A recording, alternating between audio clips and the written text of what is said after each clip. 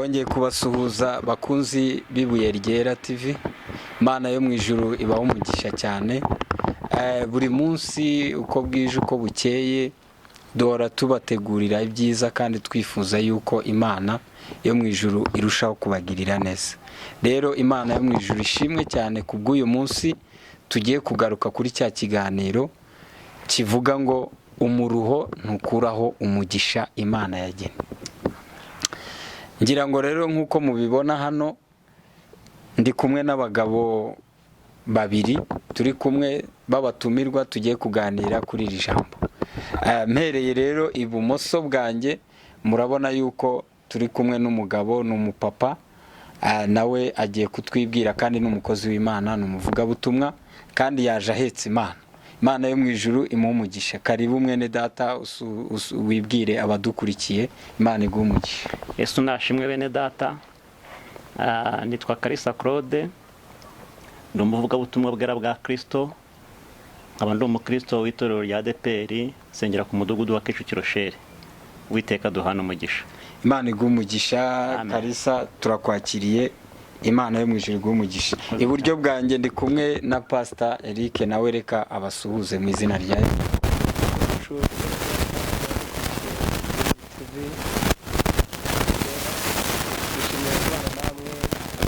Bari mu gihugu cy'u Rwanda ndetse no hanze. Abatanzi nitwa Pastor Eric, nkora muri mama w'itorero ryitwa ABC rikora Nyamirambo Miduha. Uwiteka abaduhana umugisha. Pastor tugwaye ikaze na karibu. Amen. Ngira ngo mu kiganiro cya mbere twakoze twari turi kumwe tuvuga ku muruho kudakuraho umugisha. Uyu munsi rero nabwo turi kumwe n'umukozi w'Imana Evangeliste. Maze kubakira rero Pastor nakwakiriye, Kalisa nakwakiriye. Imana yo mu ijuru iguhe umugisha. Munyemere rero tutarinjira kuri iri jambo, kuri iyi teme turiho Pastor ivuga ngo umuruho ntukuraho umugisha Imana yagennye ku muntu. Munyemerere turirimbe umuririmbyi wa 50 mu ndirimbo zo gushimisha. Nawe ugendanye n'iki kiganiro tugiye kuganiraho. Ni igitero kimwe gusa turi buganire kugira ngo duhite twataka tuvuge ku muruho uyu munsi kugira ngo abantu badukurikiye basobanukirwe. Muze mwe nyine twihererane, imiruhira barembeje, urusaku rurabaruhije, dore imiruhira barembeje, urusaku rurabaruhije. Imana yo mu ijuru ibaho umugisha. Umuririmbyi abivuzeho neza, aravuze ngo muze mwenyine twihererane, munsanga ahantu hatari abantu benshi, kuko dore imiruho irabarembeje kandi urusaku rubaye rwinshi. Imana ishimwe cyane. Rero uyu munsi weho udukurikiye tugarutse kuri rya jambo rivuga ngo umuruho ntukuraho ki umugisha Imana yateguye. Hanyuma rero ngiye guhera ku mukozi w'Imana uri ibumoso bwanjye, ngiye kumwakira kugira ngo atuganirize, atubwire ku muruho. Mukozi w'Imana, ndagira ngo nkwibarize kuri iri jambo dushaka kuganiraho. Hari ikibazo ufite cy'amatsiko nshaka ko usobanuraho gatoya. Ese umuruho ni iki? Umuruho mu by'ukuri biva ku ijambo kuruha, kandi burya uruha kubera ko ufite ibikuruhije. Kuruha ni ijambo rigari mu by'ukuri. Urebeye ubuzima umuntu abayemo atishimiye, rimwe na rimwe ushobora gukora kugira ngo ugere ahantu uba wifuza, ariko mu by'ukuri bikagenda buryo umuntu uzakubona ugerageza urwana kugira ngo ugere ku ushaka kugeraho ko bikanga, azakugira umunyamurugo. Za mbaraga urimo gukoresha wiyuhakuye kugira ngo ugere kuri cya kintu ushaka kugeraho, ariko bikanga, uzakora uriya muntu yararushye ariko ikintu ashaka kugeraho byaranze, urya muntu bazamwita umunyamuruho. Reka nkwereke undi muntu w'umunyamuruho. Burya umuntu washatse urugo,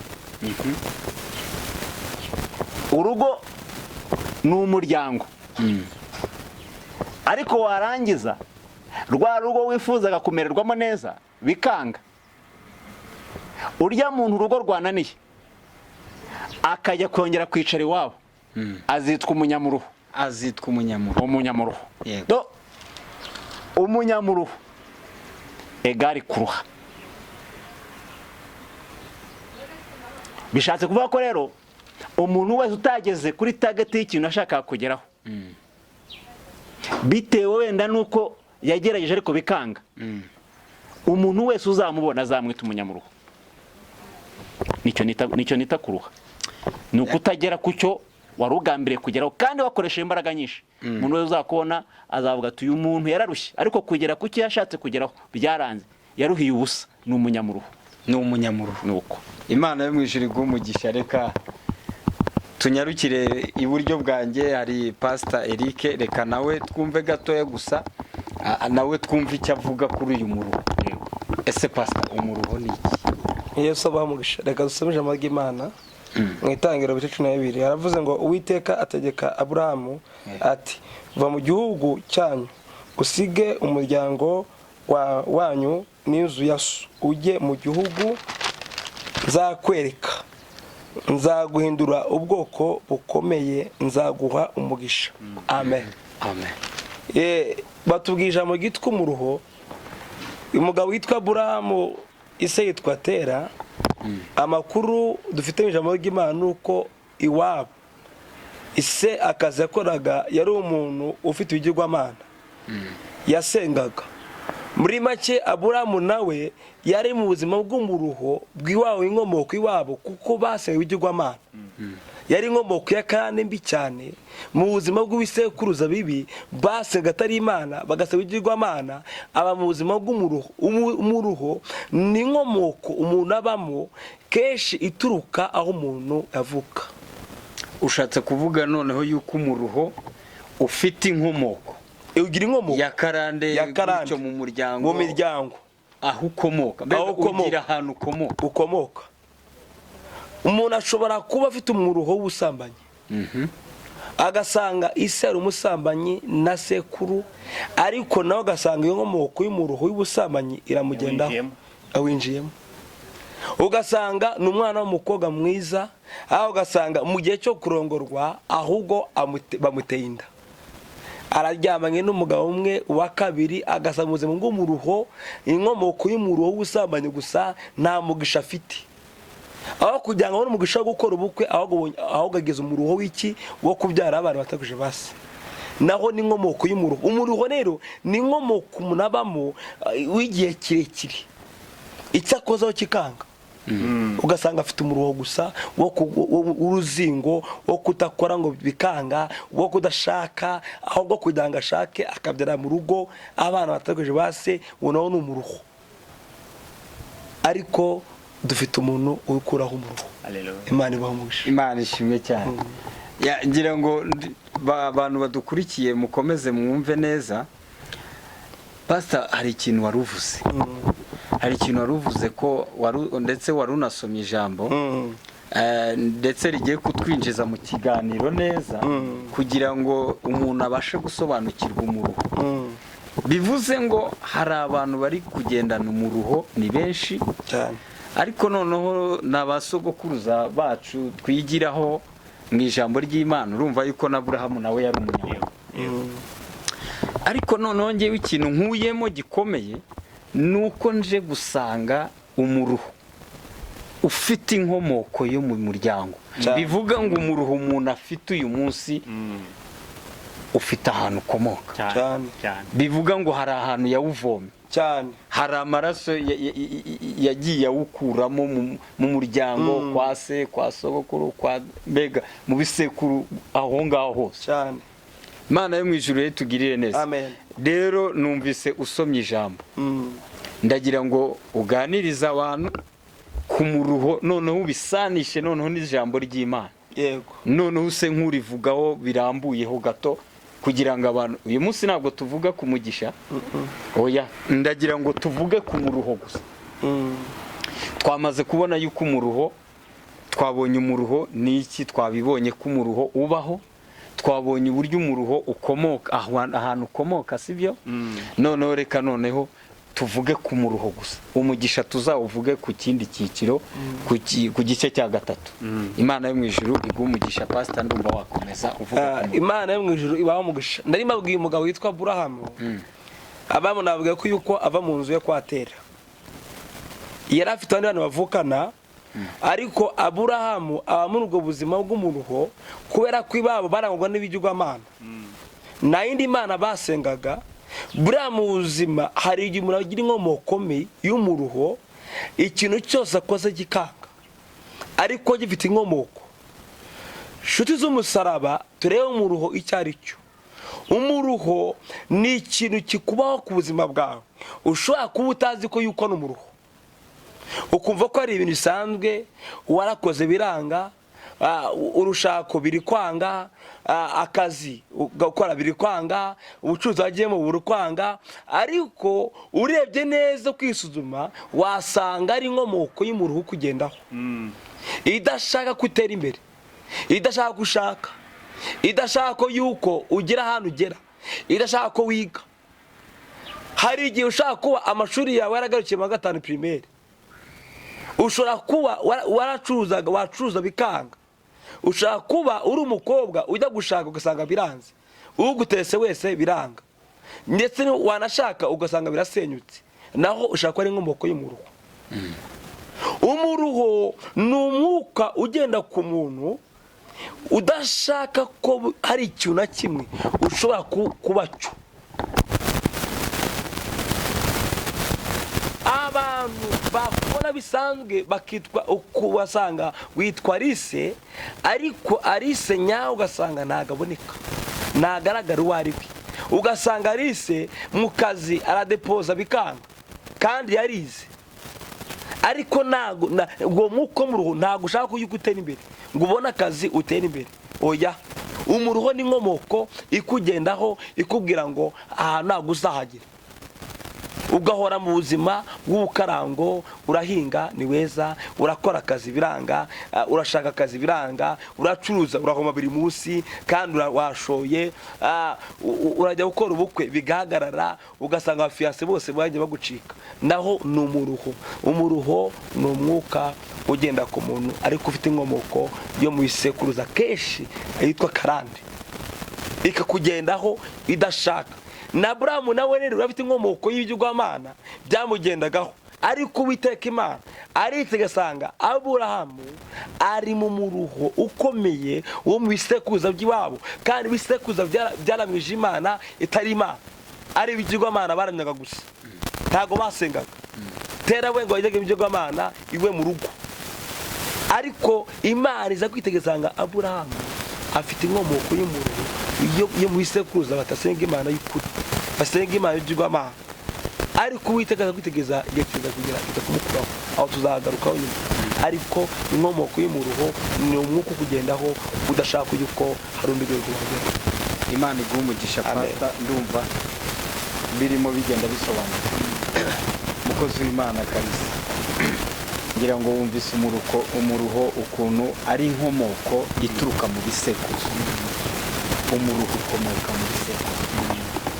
Ndagira ngo nawe ugira ikintu uvugaho kuri uyu muruho, uhagarare ahantu kuri iri jambo Pastor yarasomye, kugira ngo abantu badukurikiye basobanukirwe neza. Ariko ikintu ushaka ko noneho wibandaho cyane, ese uyu Aburahamu ushaka kugira ngo usobanukirwe, ndetse n'abazatwumva n'abazadukurikirana kugira ngo nabo basobanukirwe. Pastor we hari uko yarabisobanuye, ariko noneho ndagira ngo nawe ubisobanure bisa nk'ibisobanutseho kurutaho, ariko cyane cyane ku muruho ukomoka, ndumva kuraguta mubi. Kuvukira mu bigirwamana si umuruho mubi, nk'uko Aburahamu yavukiye mu bigirwamana kwa Setera. Ni nayo mpamvu Imana kubera yari imufiteho umugambi ukomeye, yamusabye yuko ava. aho hantu ndagira ngo uvuge ku bigirwamana, umuruho wo mu bigirwamana, mu kuraguza, mu barozi, ubundi bwo tuze kugaruka dusenga Imana yacu tugire neza. Karibu. Reka mbanze sobanura iki kintu. Pastor avuze ku kintu bita karande. Nk'uko abivuze, buriya hari umuruho tujya dukomora kuri za karande. Hari amakuru namenye, nasanze amazina abantu bajya bitwa najya abasha gutera abantu mu ruhu. Imiryango tuvukamo, amaraso tuvukamo, ayo maraso ubwayo akadutera umuruho. Reka nkubwire, reka nguhe urugero rw'amazina. Umwana w'umukobwa wita ngo Mukasekuru. Mukasekuru urimo uramwumva? Mukasekuru. Iryo zina ubwaryo, urumva uwo mukobwa ni uwa sekuru. Uyu munsi wowe Charles, katubyumvikaneho neza. Charles, nimba ugiye gusaba uyu mukobwa bita Mukasekuru, ukimara kuhagera uwo sekuru akumva ko wageze muri urwo rugo gusaba uwo mukobwa bita Mukasekuru, uwo mwuka ubwawo uzahita uza ugere kuri wa muryango ugiye wa mukobwa mubwira ati ariko uyu mukobwa mugiye gutanga mwibuke ko ari uwanjye sekuru w'uyu mwana. Pastor ngira ngo urimo urabyumva. Iryo zina ubwaryo rizaheza uwo mukobwa kwa sekuru aho ngaho imyaka izarinda iba 40 nta rushaka azagera, kuko uwo mwuka avukamo uzamuzirikira aho hantu. Teka ryose uzaza kumusaba uwo sekuru azamumwima kubera nuwe, yaba ariho yaba yarapfuye, n'ubundi ntabwo abariho. Ni uwo mwuka nyine wa sekuru ubu kimukurikirana, ukiriho umuntu we yarapfuye. Iryo zina ubwaryo akomokamo bikamugira akamutera umuruho wo kudashaka. Utubwire iryo zina ryawe. Tubwire n'irindi. Reka nkubwire irindi zina. No kuvuga ngo hari amazina tujya twitwa. Urumva? Reka nkubwire. Hari nk'umuntu uzasanga bango ngo mbarimo mbazi. Mbarimo mbazi. Ayo ni amazina mu by'ukuri ashaka kwerekana ko aho hantu umuntu ari ntabwo abanye neza n'umuntu bari kumwe. Uwo ni umuvumo bwawo, ahora n'inkeke. Kuba uturanye n'umuntu mwakagombye gusangira, mwakagombye gusabana amazi, ariko ugasanga ngo umurimo umuzi, kuzageraho yita umwana we ngo mbarimo mbazi, bisobanura ko aho hantu ubwaho, iyo nkomoko y'aho hantu uturanye n'uwo muntu umubanye neza. Ni umuruho, kuko kuba ubanye n'umuntu mudahuje ni umuruho. Ubwo se n'urwara uzatabanza, nukeneye ubufasha hafi aho ngaho uzifashishanya. Ni umuruho kuba ubanye n'umuntu ariko mutabanye amahoro. Rimwe na rimwe hari na za karane zidukurikirana kubera amaraso tuvukamo. Ugasanga umuntu avuka mu muryango, ariko mu by'ukuri uwo muryango ubayeho mu buzima bw'intambara, nta munezero, nta gakiza, ni ubuzima bw'ibyaha. Ubu hari imiryango uzasanga yaramazwe na sida. Ubu ni umuruho. Ugasanga ni generasiyo zikurikirana, kwa runaka bishwe na sida, kwa runaka bishwe na sida, kwa runaka. Ayo maraso ubwo nuvuga sida, ubwo uraza twongereho na kanseri cyane, twongereho n'iziriya ndwara zose. Indwara zose zirereditere ziza ari umuruho, kandi kubera ayo maraso uba warose. Rega buriya mwa bantu mwe, hari ibyo tujya twonka ejo twazagera imbere ugasanga byaduhindukiye umuvumo, byaduhindukiye umuruho, byaduhindukiye karande kubera aho twabikomora. Abrahamu uyu nguyu, reka mvuga gato kuri Abrahamu aruvuze. Wagize ngo Abrahamu uyu nguyu ataza kugira amahirwe yo guhamagarwa n'uyu mugabo bita Yesu, uyu muruho yari yaravukiyemo wo kubaho aramya ibigirwamana, wo kubaho atazi Imana, ngo ise yaramubwiye ngo uyu mwana wanjye umureba, nta kindi kintu umuhaye, ni ukujya yanura bino bigirwamana. umurage se yari yaramuhaye n'ubigirwamana kuba hafi aho ngaho akajya yanura ibigirwamana imvura iguye.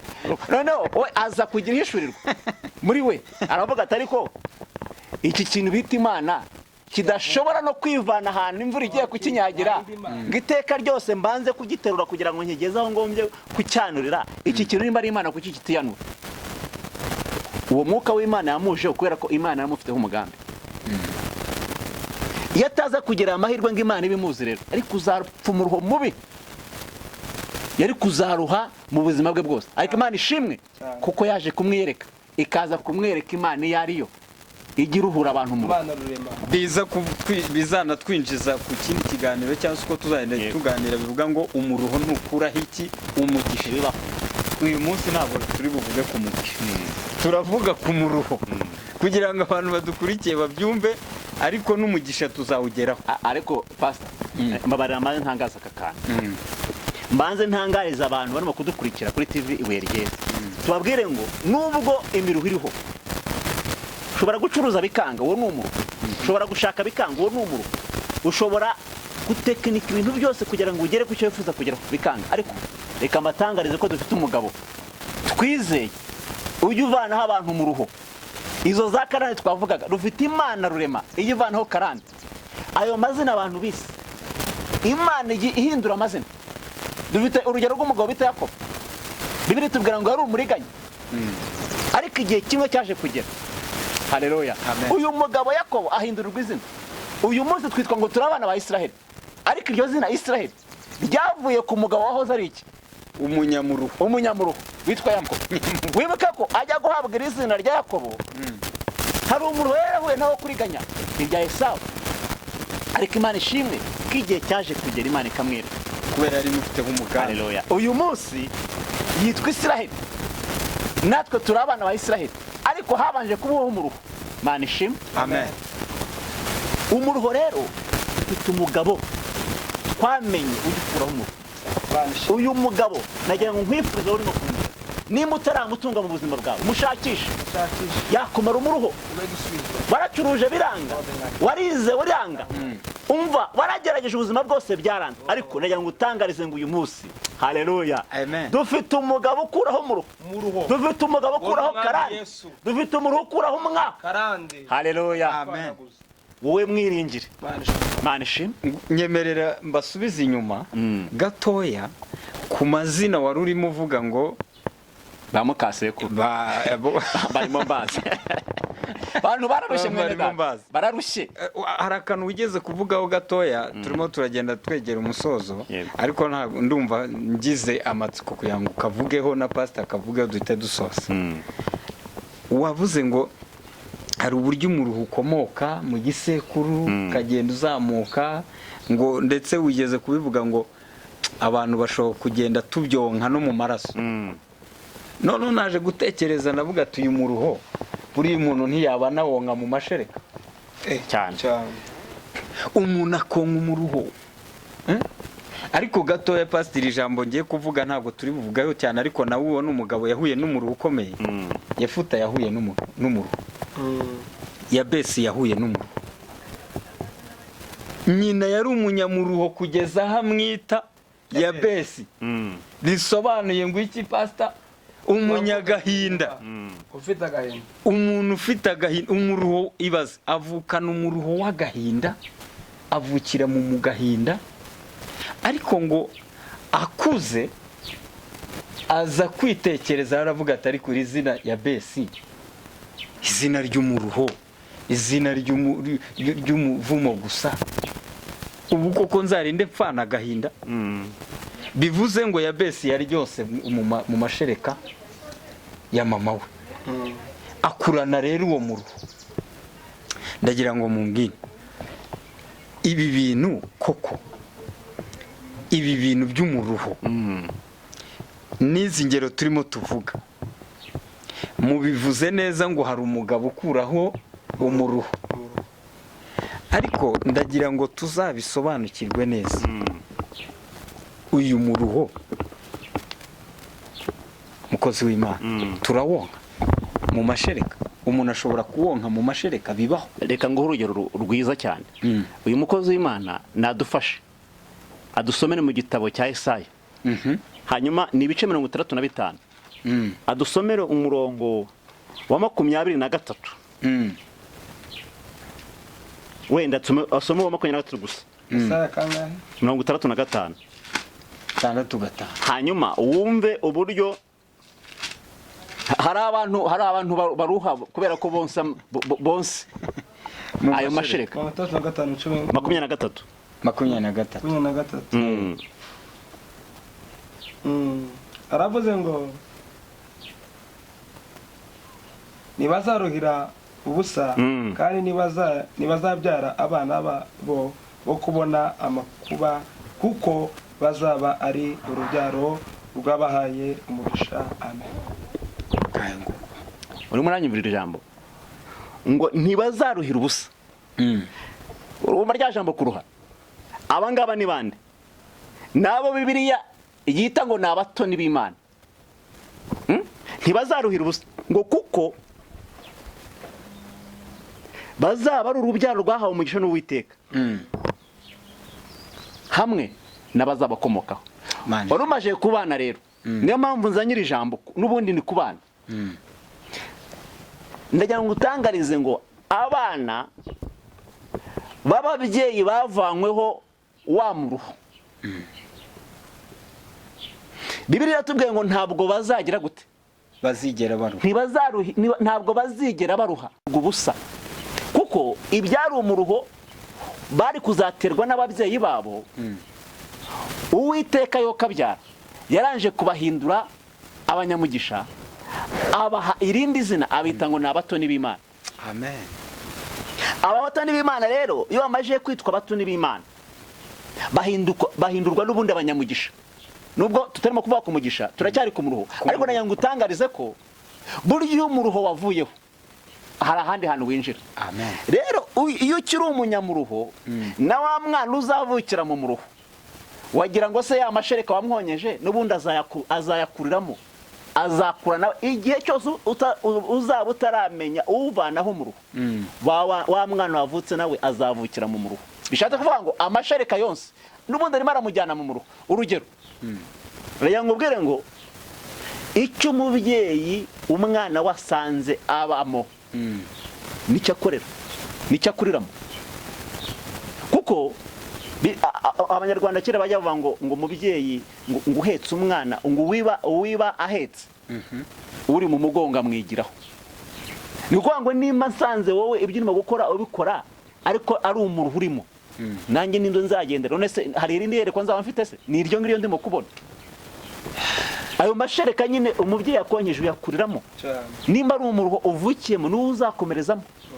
Ariko Imana ishimwe ko biri tubwiye ngo ba bandi bavuye mu muruho, abana babo bazaba abanyamugisha, kuko bavuye mu muruho. Iri jambo umva ngo ntibazaruhira ubusa kandi bazabyara abana bo kubona amakuba, kuko bazaba ari urubyaro rwo bahawe iki? Umugisha n'Uwiteka. Imana yo mu ijuru iguha umugisha. Amen.